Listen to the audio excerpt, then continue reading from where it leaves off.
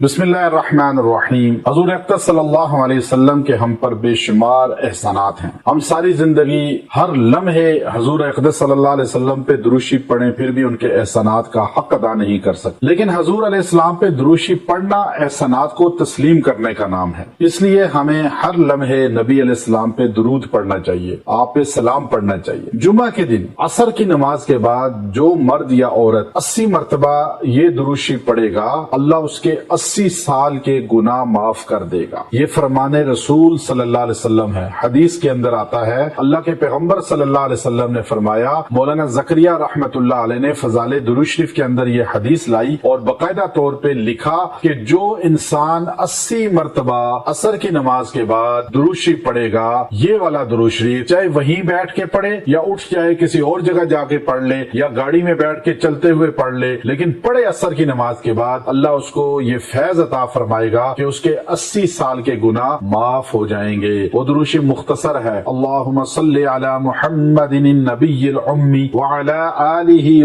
وسلم تسلیما کثیرا کثیرا۔ یہ درود شریف آپ پڑھیں 80 بار اور دعا کریں، اللہ آپ کو 80 سال کی نیکیاں عبادت عطا فرمائے گا۔